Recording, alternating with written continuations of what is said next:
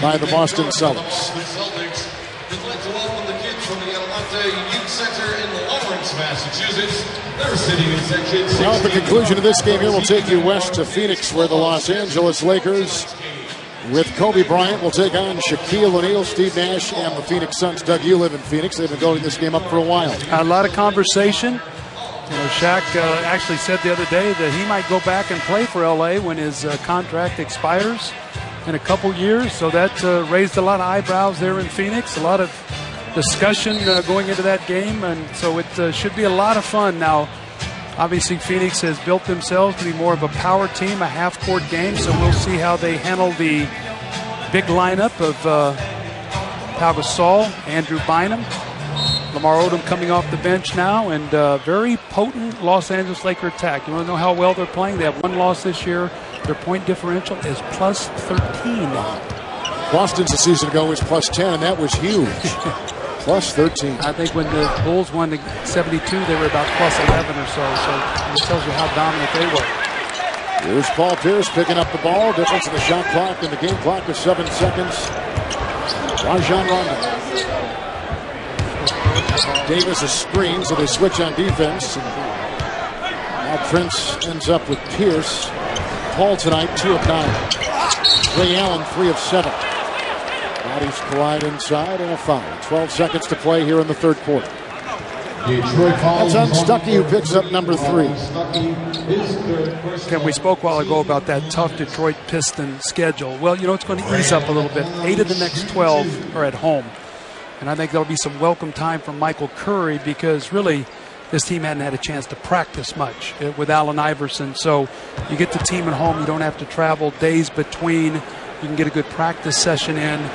So this next, 12 games, the Pistons should be able to figure out a little bit more who they are. But I think tonight, and Michael Curry talked about it before the game to us, he said this is an attitude game. Our energy, our toughness, how we're going to come. And right now, the attitude belongs to the Boston Celtics.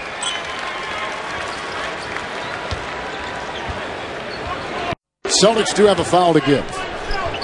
Final seconds of the third. Iverson is 5 of 11. Rondo defending with a good fake, and it will be Iverson at the stripe, and a foul goes on Rajon Rondo. That is number 4. And so AI will be at the stripe where he is 3 of 3. One of the reasons why they got him was his penetration into the paint, getting to the free throw line, and the team is taking more free throw attempts now than they had, the way they were. Faster pace, certainly. They were the slowest paced team in the NBA, as Scalabrine will check in and take the place of Glenn Davis in the final seconds. National coverage of the NBA continues Friday on ESPN. It's the Rockets and Washington Wizards, followed by the Hornets and Thunder. Coverage starts at 7 o'clock Eastern. Then Tuesday on NBA TV, it's Fan Night as the Cavaliers battle the Knicks. Coverage starts at 7 o'clock Eastern. This will be fun here, because with 3.6 seconds to go, Doc Rivers is going to work on his home run play, which is, under 5 seconds where you can't move the ball. And this is something you work on every day as a coach. Let's see the play draws up, and let's see if they can get a good shot. And the full court pressure by Detroit. Here is Rondo, and Iverson will be on him.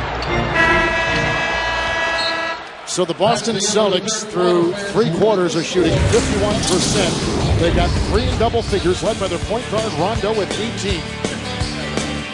They got a lead at 20. Their big lead is ballooned as big as 23. And at the end of 3, it's Boston 77-57.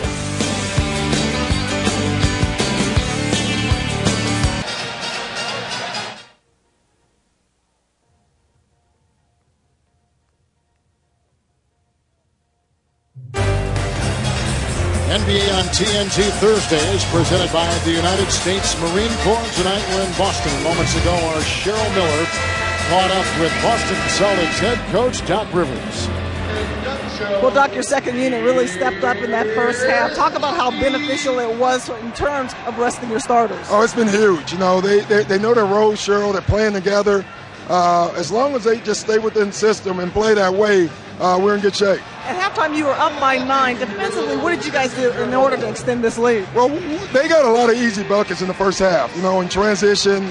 In the second half, we just said if they have to play against our half-court defense, we'll be in good shape. And we did a better job. Thanks, Doc. Thank you. And so we start the fourth quarter with Eddie House out there. Allen